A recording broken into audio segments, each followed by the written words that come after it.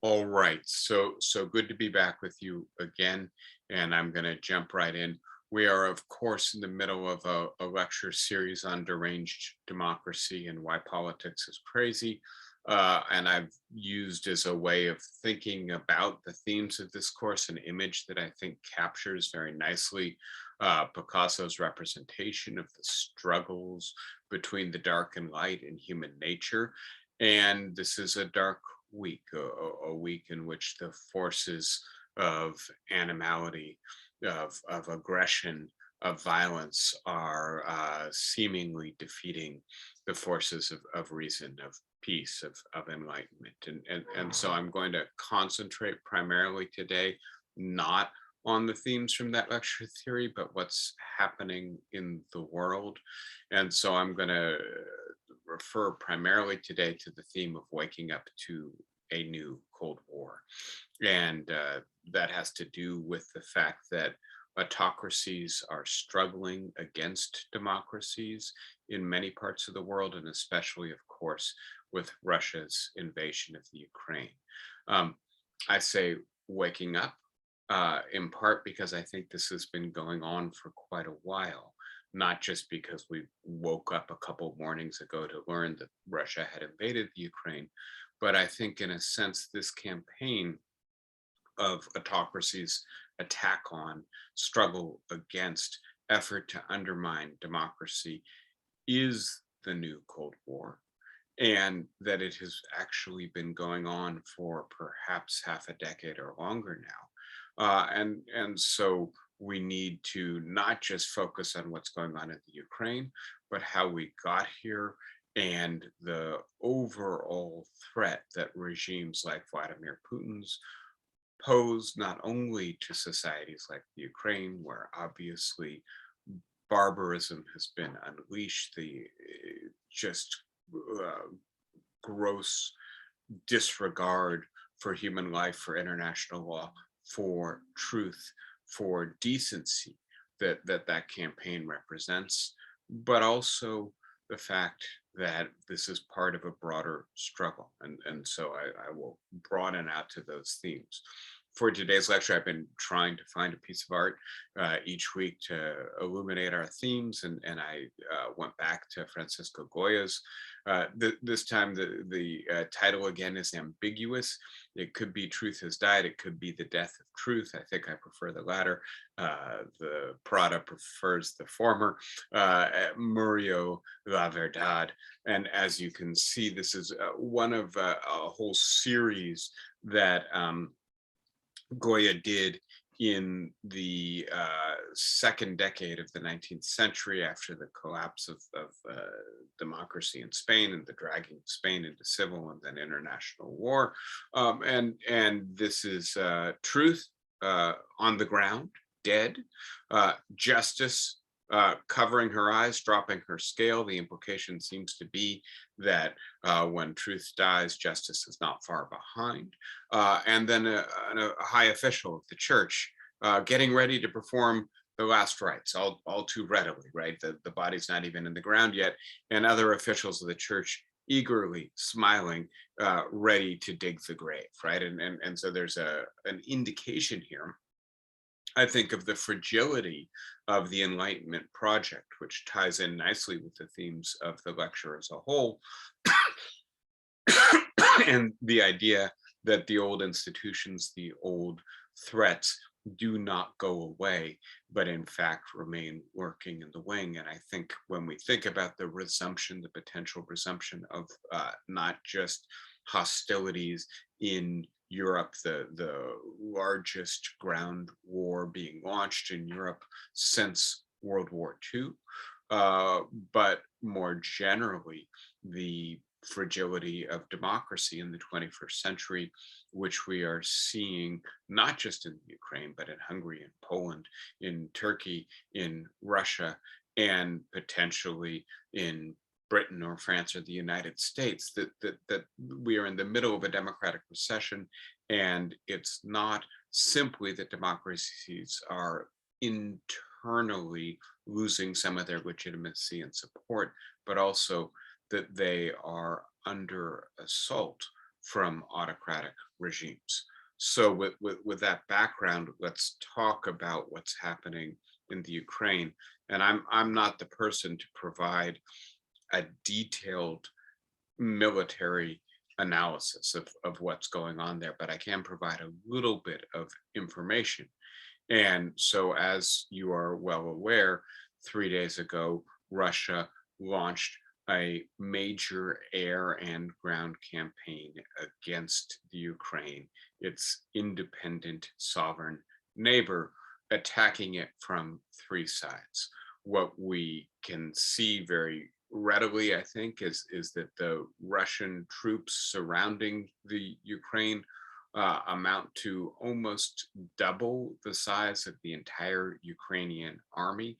That it is worthwhile noting that the Ukraine did not really have a military when it left the Soviet Union, and that it belatedly began building a military after essentially relinquishing its nuclear arms. It was the third largest nuclear power in the world when it became independent, and it gave those arms up. It did not remilitarize until 2014 with the so-called dignity revolution, the overthrowing of a pro-Russian autocratic leader and the replacing of the constitution with a constitution that calls for free, regular elections, which there have been, generally speaking, since 2014.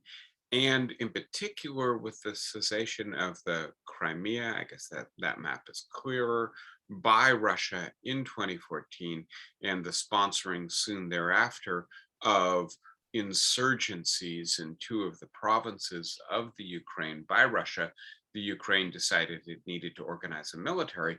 But that military, as I understand it, amounts to about 100,000 people. They have some very advanced weaponry, but it's a small force, and it will almost certainly be overwhelmed by the much larger, much more sophisticated, better armed Russian forces. And the real asymmetry here has to do with air power, where my understanding is that the Ukrainian Air Force numbers less than 100 airplanes, and that they have almost certainly all been destroyed already by the Russians. The airfields have also been destroyed. The air defense systems have also been destroyed via the initial missile and airborne attack. And now we are seeing a concerted ground invasion moving from three sides, from Russia itself through the so-called independent provinces, the provinces where Russia has sponsored insurgency for the better part of a decade, from Crimea and the south, from Belarus, where Russia had stationed so-called peacekeepers, and from Russia itself. That it appears that only about 30,000 Russian troops have actually entered the Ukraine, but we can expect more troops to enter. That it appears that Putin and the Russian generals' assumption was that they would meet very light resistance, and this could be a very fast campaign. In fact, they perhaps were surprised by the degree of resistance, and they are now falling back to their second strategy, which is to move more troops into the Ukraine. And I'm sorry to report that what I understand based on the reporting is that they are moving artillery in to encircle the major Ukrainian cities. I mean, note that Kiev, where a lot of fighting is occurring right now, has a population of about 2.5 million people. Kharkiv has a population of 1.5 million people. These are large European cities, and the strategy appears to be a strategy similar to one that Russia has used in the fairly recent past, which is to encircle the cities with artillery and then begin a bombardment. That means that they will be firing not precise munitions, but very imprecise munitions into civilian areas, targeting whole blocks, not particular military installations, in order to terrify, demoralize the population, to reduce resistance, and then to make it easier to decapitate the regime, capture the military leaders, the civilian leaders, install an alternative government. Now, having said all of that, that's, as I say, nothing that I have any expertise in. I'm just repeating back to you what I've learned through casual research. I'm not sure how accurate this information is, in part because, of course, as the saying goes, war zones are shrouded in the fog of war. It's really hard to know exactly what is going on in the Ukraine, but it does appear that in the short term, Russia has overwhelming political power. It will be a lopsided campaign. They will defeat the Ukrainian military. The question is, how much of an insurgency will they face? Will the Ukrainians continue to fight after their military, with its equipment and command structure, has been primarily defeated?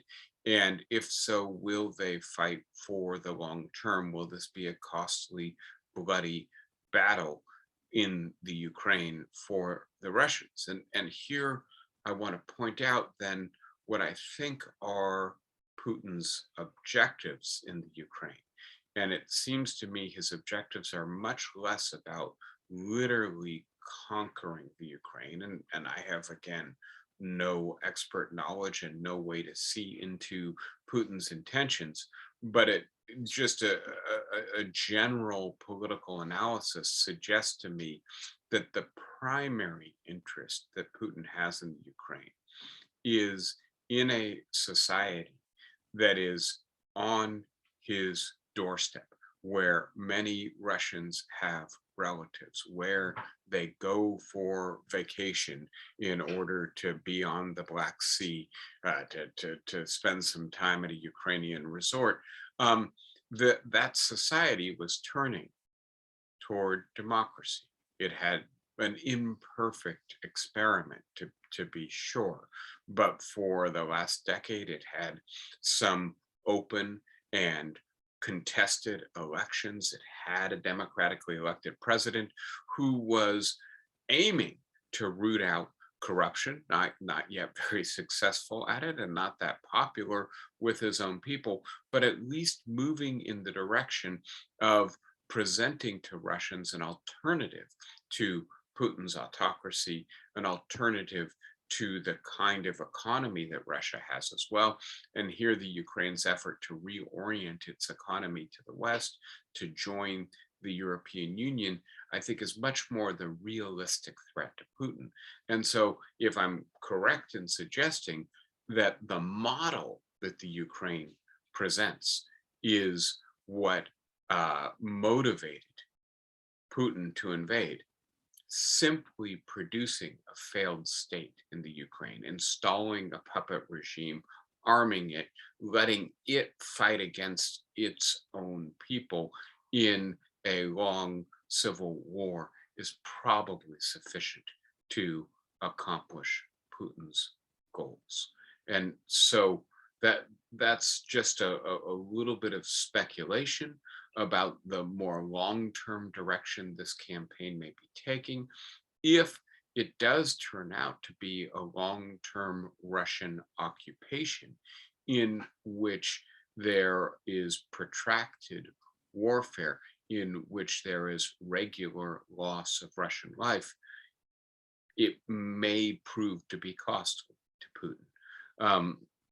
I do think that we've got to take seriously that Putin sees this as a way of burnishing his historical legacy, of restoring a greater Russia, of catering to the paranoia of Russia that has a historical basis in terms of leaders from Napoleon to Hitler invading Russia from the West and the South and creating some sort of buffer to protect Russia. But I think, frankly, the strategic objectives are mainly cover for the deeper political calculus, which is much more anti-democratic than it is based in security concerns. And that then influences the strategy that Russia can use in trying to knock out the regime of the current Ukrainian regime, Vladimir Yushchenko's regime, and replacing it with a puppet regime that will perhaps not pacify the Ukrainian resistance, but nevertheless no longer represent an alternative model on Russia's doorstep. So that's just a little bit of commentary about what's going on right now. I do want to emphasize, if the Russians take the strategy that I believe they will take, the strategy, for instance, that they used in Chechnya, the strategy that they encouraged the Assad regime to use in suppressing the Syrian civil war, it will be a strategy that targets civilians in order to demoralize them. And so we will see the return in Europe of the kind of warfare that marked World War II, the awful, bloody, urban warfare that is indiscriminate in targeting civilians in order to terrorize the civilian population. A kind of war that I think many people had hoped would never again occur in Europe.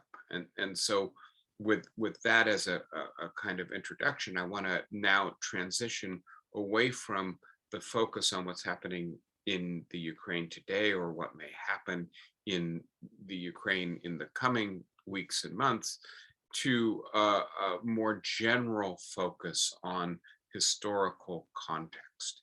And I want to suggest that we take a longer term view, a view that goes back to the end of the Cold War, and that we try to reconstruct this history in part so as to be able to learn from this history. And I've put some books and some authors on the screen. I'll talk with you about these books as we make our way through.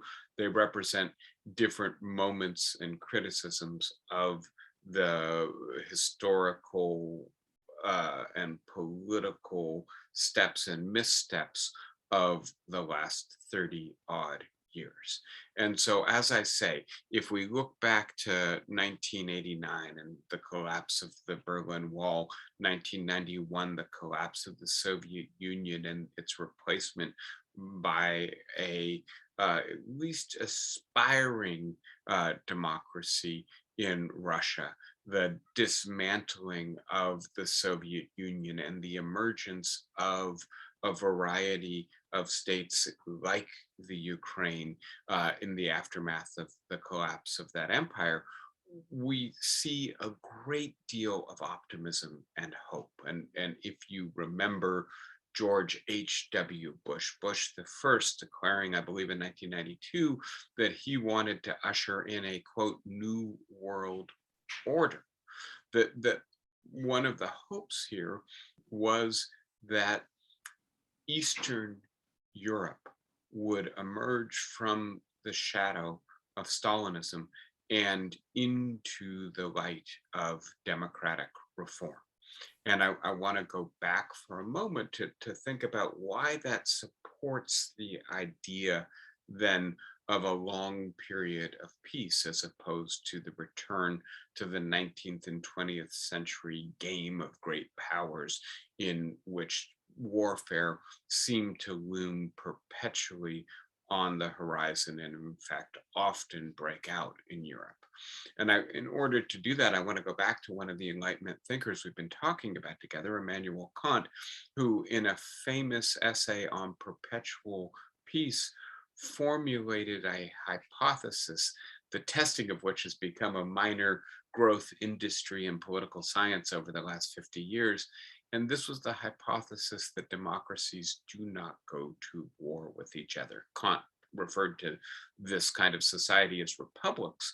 And he cited two main reasons that republics don't go to war with each other. The first is that going to war tends to require a demonization of the other side, the construction of an enemy against which the power that initiates the war defines itself, and that poses a major threat to it. And Kant suggested, that democracies have a hard time demonizing each other. That the democratic people recognizes in another democratic people kind of a mirror image of itself, and therefore has a hard time justifying attacking it violently. The second part of Kant's hypothesis is that democratic leaders are accountable to their people, desire to be reelected, their parties desire maintaining power, and the result is that this disciplines the latitude that leaders have to engage in power politics. And in particular, the suggestion is that because democratic leaders are accountable, they are very reluctant to do things that are very damaging to their own people.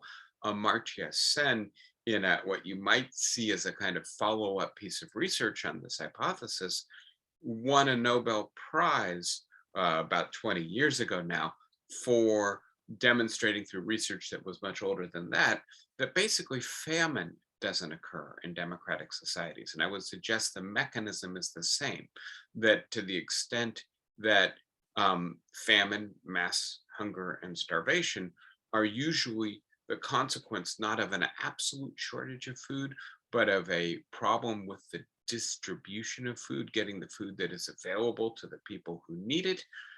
Democratic societies solve that problem. And they solve that problem because their leaders recognize that if they fail to solve that problem, they will be kicked out of office, right? And similarly, if a democratic leader launches a war that is come to that eventually the people come to see as an expedition, a war that isn't necessary to the security of the country. And if that war goes poorly and many citizens die as a result, then that leader and their party will also be rapidly exiled from power. And so, again, democracies are reluctant to wage war. If democracy can be spread to Eastern Europe, people thought in the 1990s, the continent of Europe may be pacified. It may no longer have the kinds of regimes that are likely to launch war. And just thinking about what Putin is saying in his speeches, right, that the West is aggressive and Russia needs a buffer, that it has been repeatedly attacked by the West. Of course, it's Napoleon and Hitler that he is referring to. That is to say, autocrats, emperors, Führers who were not accountable to their people, who conquered Russia in the past. I would challenge Putin and his supporters to point to any regime in the West right now that has any intent or capacity, frankly, to launch a war of aggression. Is it France? Is it Germany? Is it Britain? There simply isn't a society anywhere near to Russia that has any aggressive design on Russia. That's clearly fig leaf cover for Putin's real intentions. So why didn't this happen? Why didn't democracy spread to the East? Why instead do we have a newly powerful autocrat in Putin and Russia, someone who has spent the last 20 years, among other things, modernizing the Russian military so that it is now the largest and best equipped military in Europe, perhaps one of the two most technologically advanced armies or militaries in the world. And here I think we've got to look a little bit at American history and our failure, frankly, to successfully promote democracy in Eastern Europe. And I'm going to use a stalking horse, Francis Fukuyama, who I've spoken with you about. And in the past, I've indicated some sympathy for his more recent ideas. But Fukuyama is also the author of this famous essay that eventually became a book, The End of History and the Last Man, which was the essay, I think, was originally published in 1989, the book in 1992, in which Fukuyama made the argument that the Western form of society, not just democracy, but liberal capitalist democracy, had proven itself to be the only successful or the most successful way of organizing a society in the world. And therefore, there was going to be a convergence on these kinds of regimes because the alternatives had exhausted themselves. And I'm picking on Fukuyama because he represents a kind of hubris, a thought that we are now in a world in which there is no meaningful alternative to liberal democracy. And I think that arrogance, that hubris infected American foreign policy, as well as the foreign policy of many major institutions. And I have on the board two former leaders of the World Bank, Moises Naim and Joseph Stiglitz. And they in particular are responsible for the economic reform program that was foisted upon Eastern European societies, which I'm referring to as modernization, as marketization. And the idea, the so-called Washington Consensus of the 1990s, going into the first decade of the current century, was that through the rapid opening of these previously closed and state-organized economies to a free market and to international trade, these economies could very quickly become model modern economies. And this would transform not only the economy into much more productive and affluent economies and societies, but also the society as a whole. The marketization produces openness to change, liberalization, not just as an economic, but also as a political phenomenon. And Moises Naim, the former head of the World Bank, Joseph Stiglitz, the former head of the World Bank, bought into this idea and really tried to impose free market institutions on Russia and Hungary and Poland and Czechoslovakia and Romania as a cost, as a condition for gaining the resources that these societies desperately needed. And Stiglitz in particular, in a book he wrote after he left the World Bank, Globalization and Its Discontents, did a major mea culpa, as has Naim, in saying this was a huge mistake. And I think it was a huge mistake in a few different ways. The first was the failure to recognize that markets work well only where there is a stable institutionalization of the rule of law and a culture that meets the market economy halfway. And what we got in Russia and other Eastern European societies is now sometimes referred to as kleptocracy, in which the state-owned economic resources were auctioned off, but not fairly, to old regime elites, many of whom created conditions where they were the only people at the auction. And the result has been rampant concentration of economic and social power in a very small number of hands, hence the term oligarchs being used in referring to some of the wealthiest people in the world who have enriched themselves via the transition out of the Eastern Bloc and into Putin's Russia, in addition to the problem of trying to have an accelerated market transition in Eastern Europe when there was corruption and too little institutional support for the market economy. I think increasingly Stiglitz and others recognize that relying on the market alone is a way of generating substantial, deep vulnerability on the part of most people. And so that the old regime, the Soviet regime, was not free, was not wealthy or affluent, was repressive and violent, but it put the bread and the borscht on the table mainly every night, right? And that there was as a result of the vicissitudes of this rapid transition to market economies, a nostalgia for the stability, the reliability of the old regime, and that Putin took advantage of that and very rapidly reimposed authoritarianism on the Russian people in the 21st century.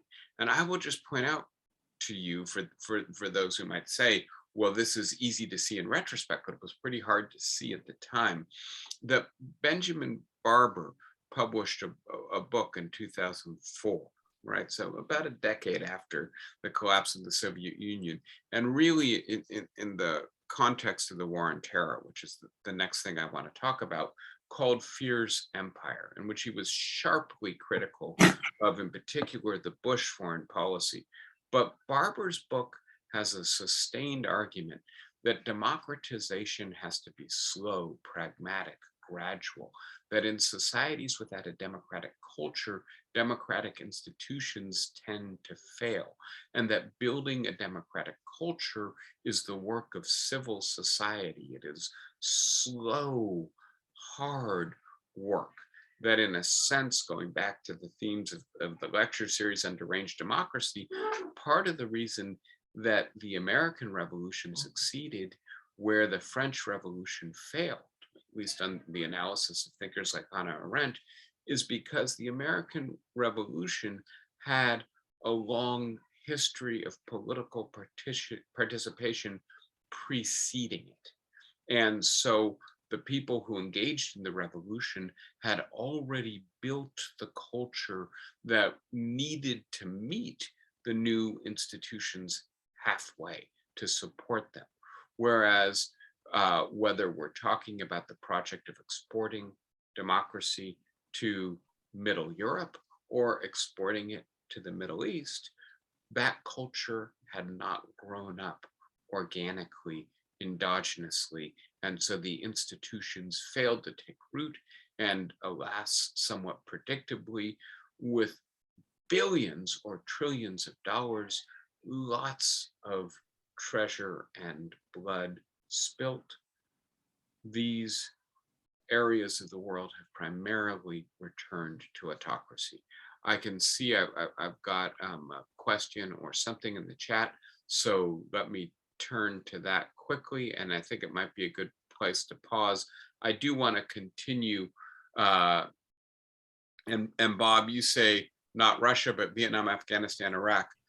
Could you tell me a little bit about the context? Because I don't know exactly when you said that, and so what you're referring to precisely.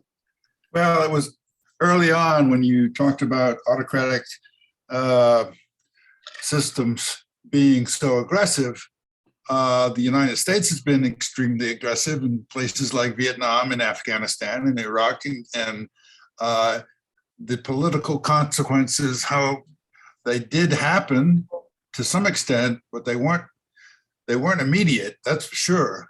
And so I'm not sure that democracies counter the idea of waging war.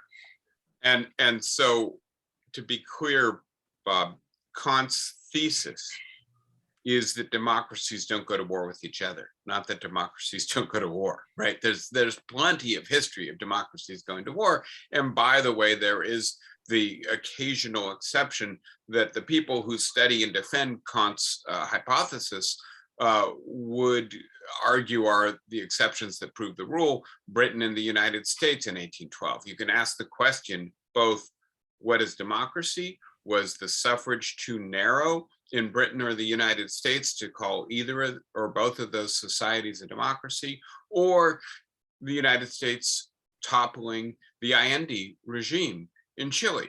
And then you could ask, well, was that a war? But without getting into those niceties, I don't want to say that democracies never go to war with each other or that democracies never go to war. The latter is absolutely false, and we have a long history that shows it to be false. But having said that, I think even the former is not fully defensible, but I think you might say a little bit less strongly that it's a lot less likely for democracies to go to war with each other than it is for autocratic regimes and democracies to go to war. Okay, And very I'll often, grant you that. it's the autocratic regimes that launch the campaigns. That's the narrower thesis. Before I move on, any thoughts or questions? And while I pause for a second, I'm also going to go plug in my computer because I see that it's a little low on juice, but I'm here. Anybody want to start us out with a question? Yeah. Go ahead.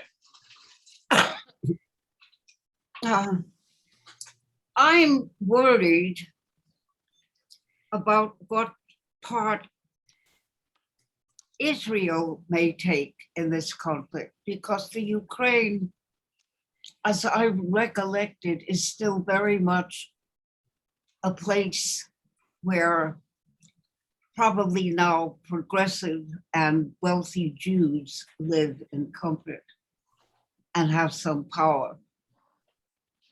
I don't know if anybody else wants to tackle that question. You may have seen that the Ukrainians asked the Israelis to broker some diplomacy with Russia, and I don't think Israel has been very ready to rise to that challenge. You may note that the leader of the president of Ukraine is Jewish, right? Yes. And that's quite interesting. You may also note that the Ukraine had rather a checkered history in World War II, some collaboration with the Nazi regime, where There's always been anti-Semitism in Russia, infiltrating. Yeah, and so but having said that, I don't have much more to add beyond that.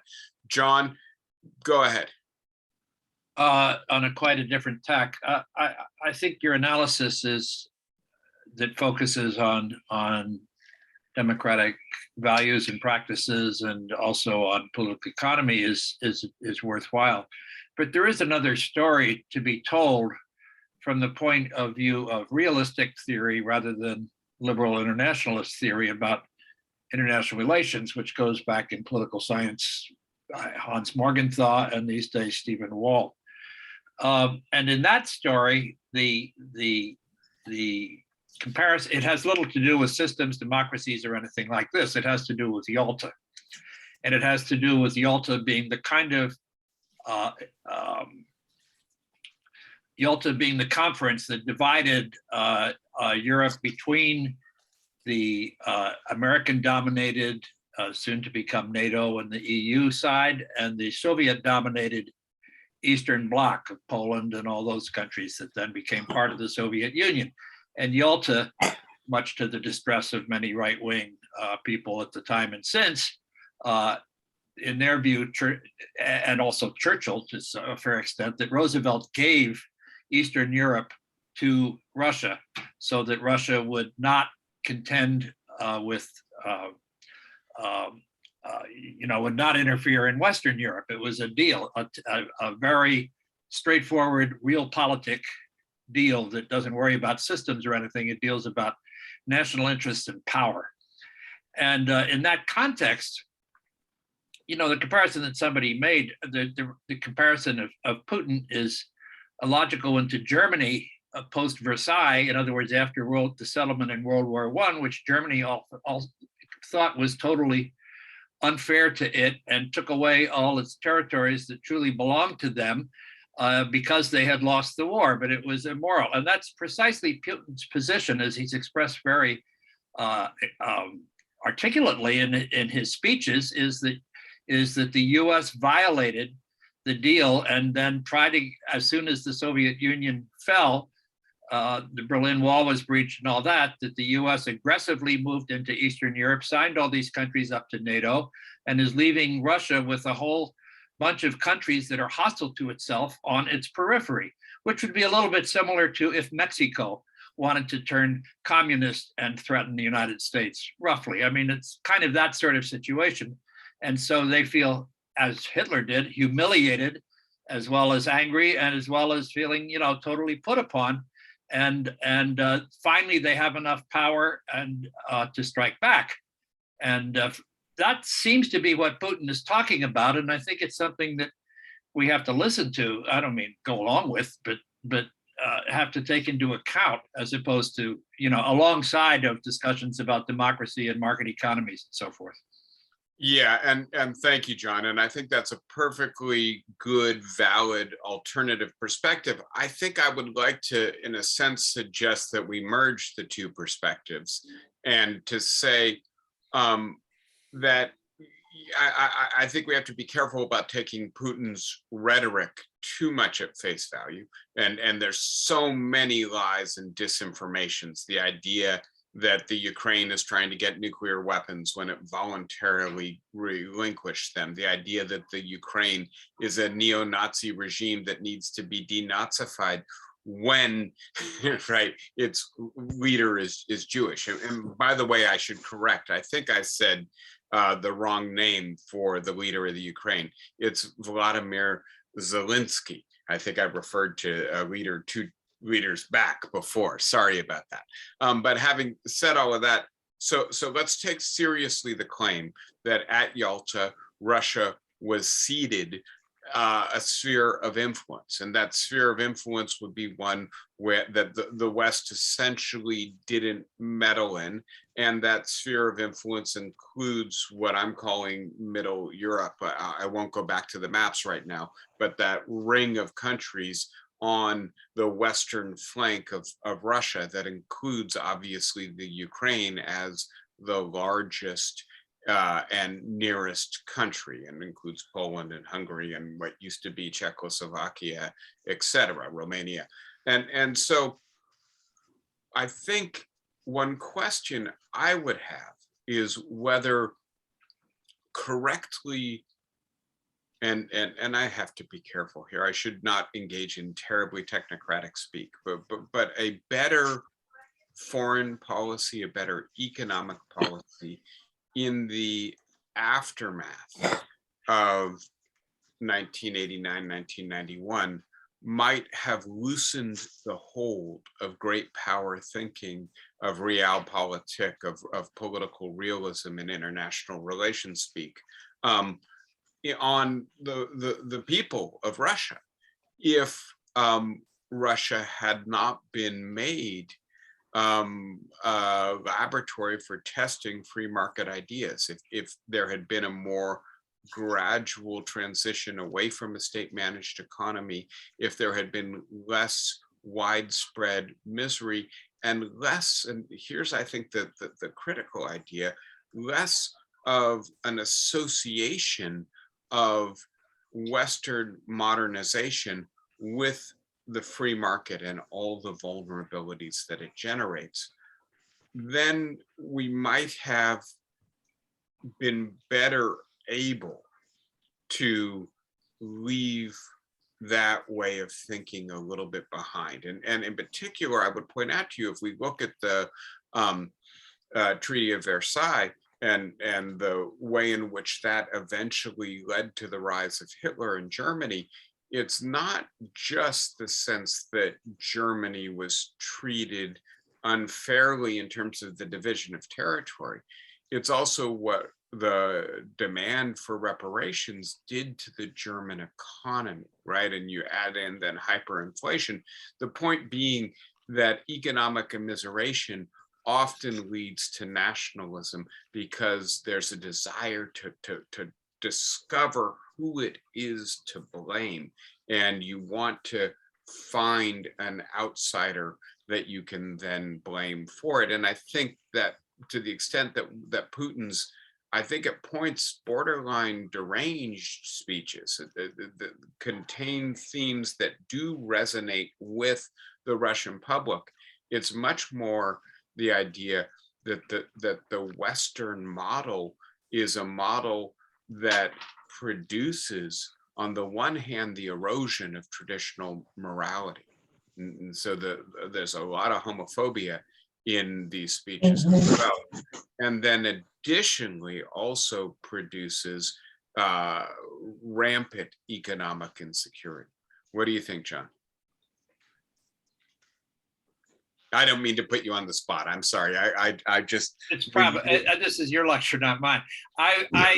You said that you seem to think it would be a good idea if we could somehow move away from this realistic model of how international politics works. I disagree. I would go along with what Stephen Walt has said, which is if we had realized, as Morgenthau did in the Vietnam era, that we're talking about great powers that are very sensitive to their own power. They want to control things. And then when you take a power and you reduce it and control it, including pushing your own ideas about how the country should be run, but that's not the biggest part of it. The biggest part is just simply, understanding the interest of these powers and then trying to deal with it in a realistic way. And Walt certainly did argue that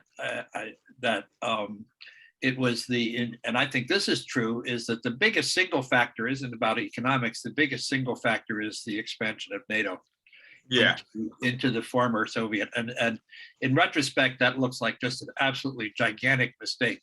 If all of those countries, they'd left the Soviet Union, they were democratizing in one way or another, it was kind of going. And if that had been allowed to perceive and leave those states as buffer states between Western Europe and Russia, they could have gone on independently and pursued their own model, so long as they behave kind of like Finland and don't get up the nose of the Russians in the most obnoxious way. And that kind of settlement in Europe would have been far more durable, could have led to a long, stable peace of Westphalia kind of balance of power operation, as opposed to what to the Russians and to me looks like a very aggressive move back to try and take Europe back for the forces of democracy, which to the Russians and most of the other people in the world looks like the forces of the United States.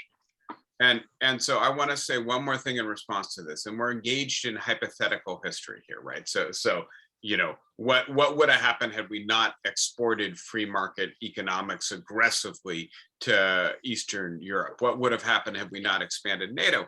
And I just want to point out to you that it's far from clear to me that Russia would not have already put its sights on other Eastern European societies, the Baltic societies, Hungary, Poland, had NATO not been expanded. And so the counter argument here is that expanding NATO is not actively hostile to Russia, but what it is protective against Russia trying to meddle in the affairs of neighbors or close by societies that want to try to introduce democratic reforms. And so I think we should probably leave this to the side for now, but I hope you can see there's another narrative that I obviously am pursuing,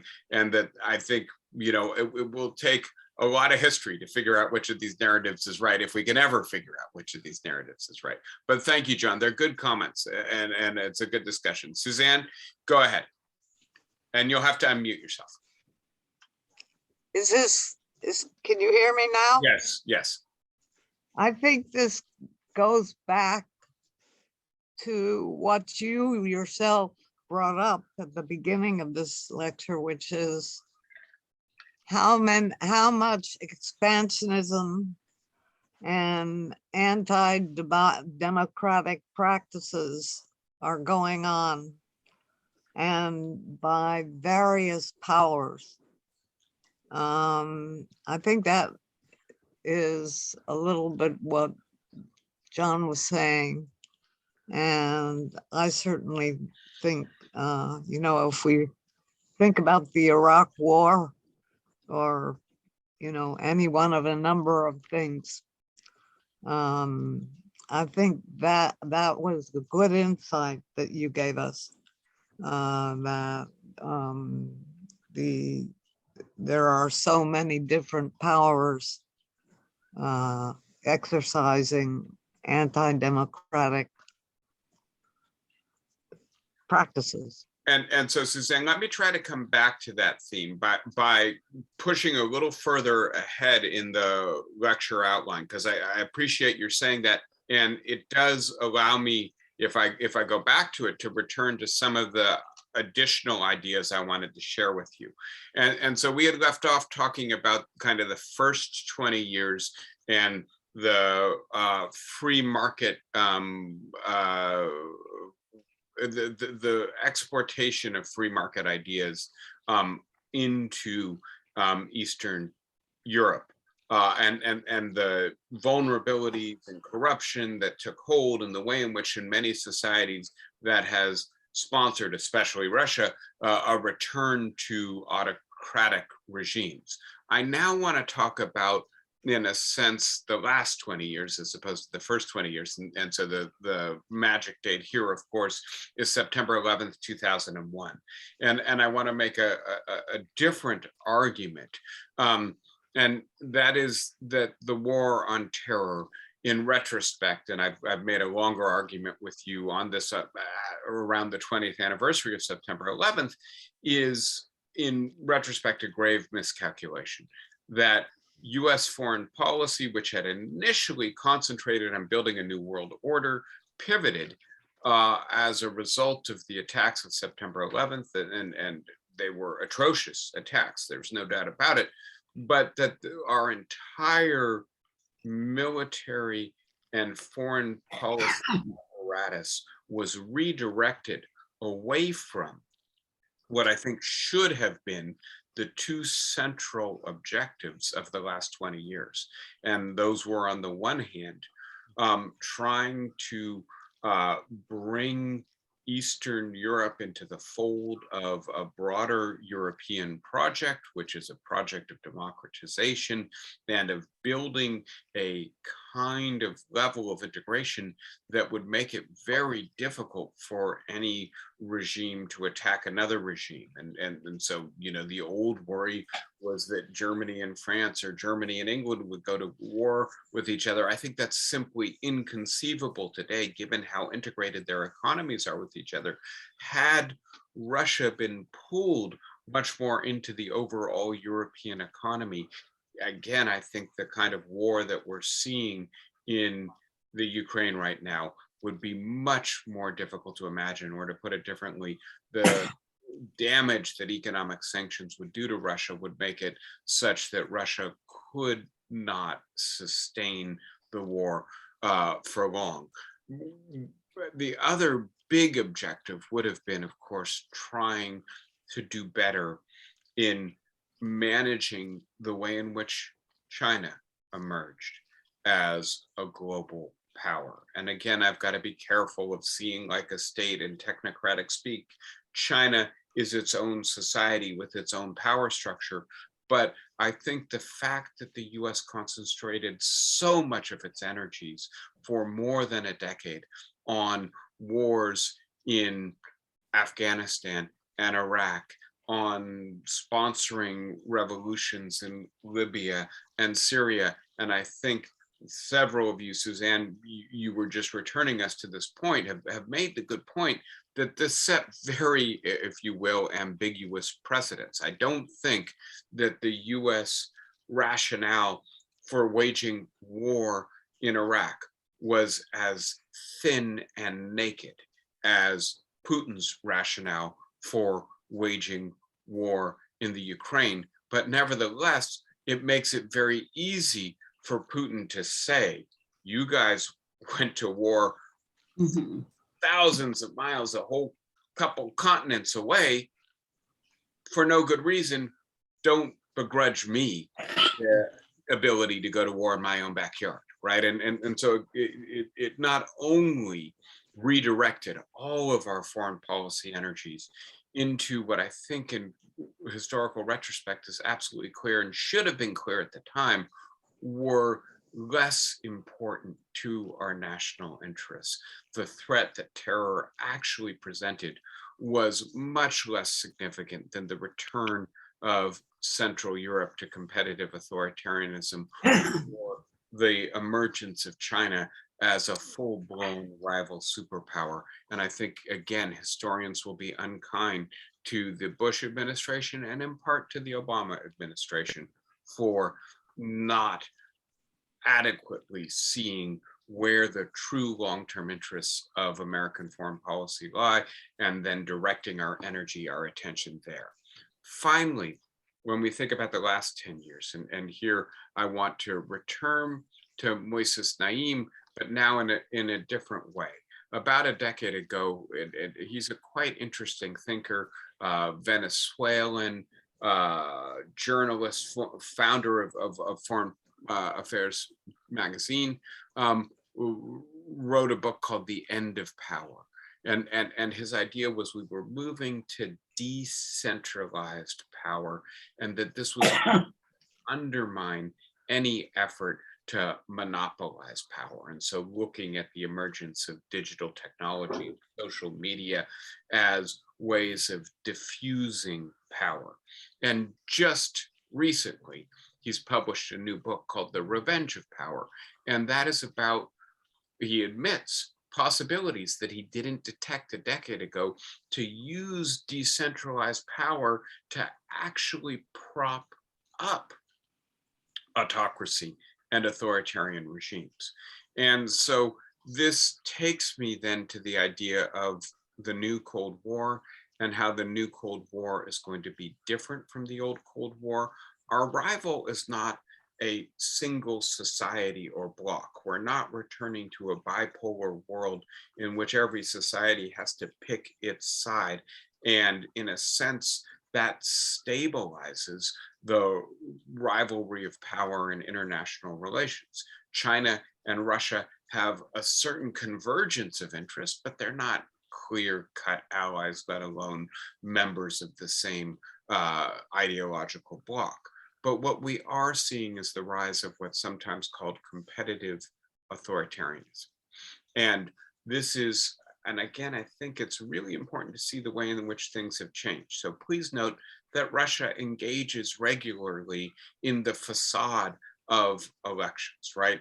As does China, right? And in Russia, there are actual rival parties to Putin's party, but they are basically hand chosen by Putin in order to be not genuine competitors. And so competitive authoritarianism is a regime that is autocratic with limited liberties, no meaningful free press, and in particular, a single dominant or hegemonic party that nevertheless goes through the show of regular elections. And part of the reason it goes through the show of regular elections is because authoritarianism in its naked 20th century and the form it took for most of human history seems to really have lost its legitimacy. And so to return now to the question of what the new Cold War will look like, I want to point out that the threat that Putin sees in the Ukraine is not contained to the Ukraine. If I'm correct, and John has presented an alternative way of thinking about this, but if I'm correct, the part of what threatens Putin and Xi and China and other autocratic leaders is the idea that in a world of digital technology that makes it very easy to access relatively accurate information, at least in the broad picture of what life is like in a non-autocratic, in a pluralistic society.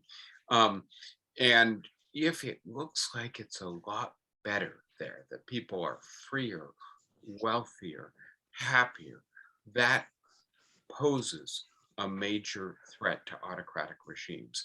And so when I say we need to wake up to the fact that there's a new Cold War, I think the other thing we need to recognize is that Russia has been, and not just Russia, North Korea, China as well, Iran, engaging in various forms of cyber warfare for much of the last decade. And Russia, to take the example, but also because it's really pioneered this, started this domestically, trying to discredit its own rivals, not always by locking them up or poisoning them or executing them, but also through social media campaigns.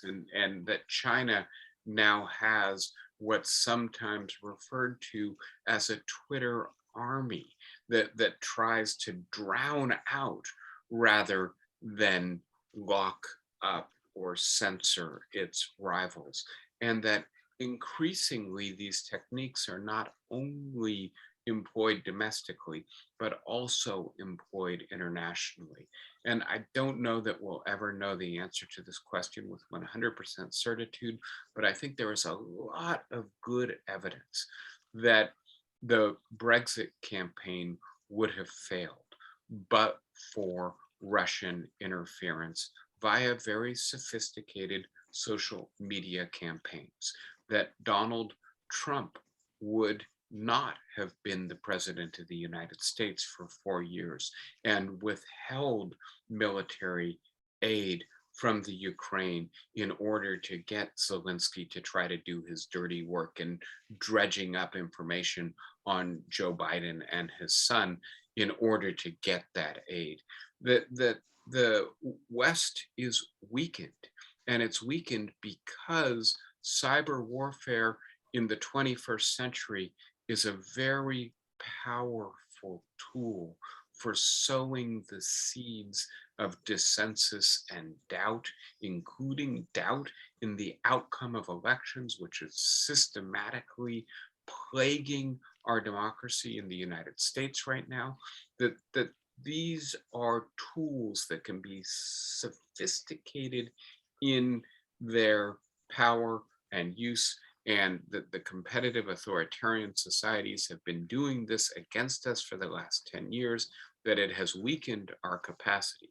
If we add to that, that the consequence of the previous 30 years of the concentration on the war on terror, of the Bush administration's willingness to go against the UN when it couldn't get authorization from the UN, of the failure of marketization, that all of this has also resulted in the weakening of international institutions in an era in which I think the original hope was that we would build more powerful and inclusive international institutions.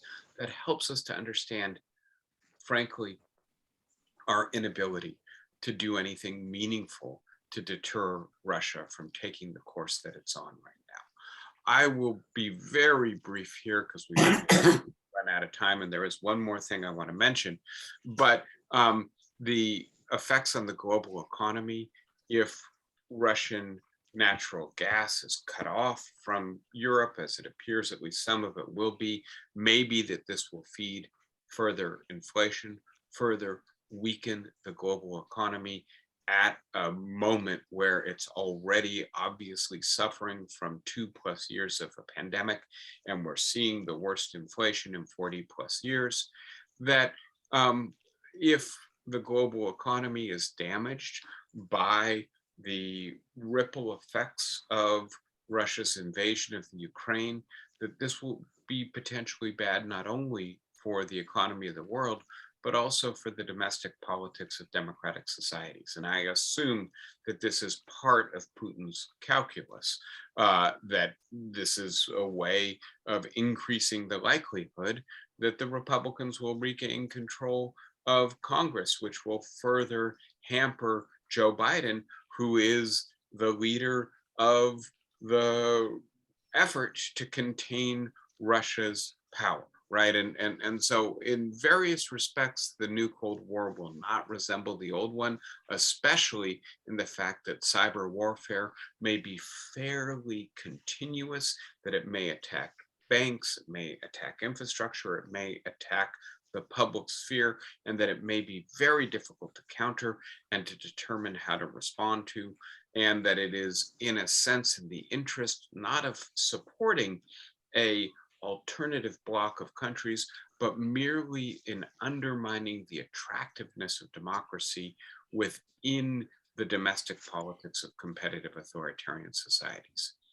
Having said all of that, and the news of the week is bleak, and I'm sorry to say, I think it's going to get bleaker as we continue. And I'll just say one more thing. As much as I'm being critical of Russia and Putin's Russia, war is awful for everyone who engages in it. And I think our sympathies have to extend to the Russian men who are dying in the Ukraine right now, as well as the Ukrainian military and civilians. So I wanted to be able to conclude on a slightly less dour note. And just to note that Biden yesterday also nominated to the Supreme Court, I being premature in referring to her as Justice Judge Ketanji Brown Jackson of the DC Circuit Court.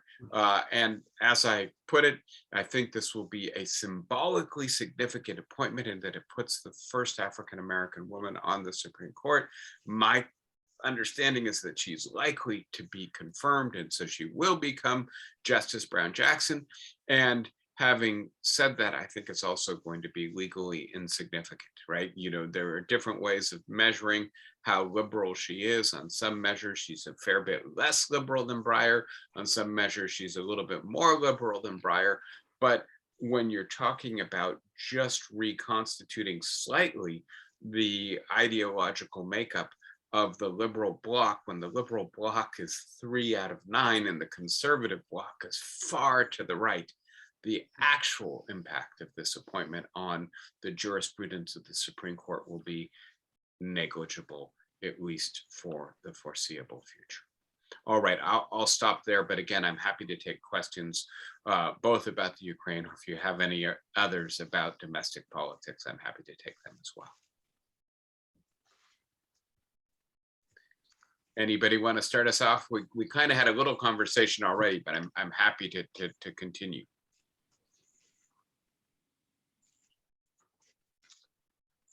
I'm also happy to go get lunch if you don't have any. I did notice that Ukrainians were soliciting Israeli men to volunteer. So more, I don't know whether they're doing that in other countries as well, but. Yeah, and look, the Ukrainians are desperate for NATO air support. They're not going to get it, right? Because no other country wants to risk an escalation and spread of this war. Will people be attracted to this as the kind of Spanish Civil War of the 21st century, right? That seems to be, I think, the hope of the Ukrainian call.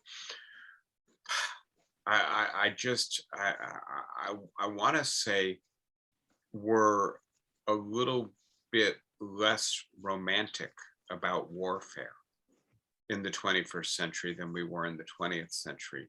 And so I don't imagine that the call for people to come to the Ukraine to fight against the Russian is going to produce a flow of international support in the form of people actually willing to put their lives on the line against the Russians.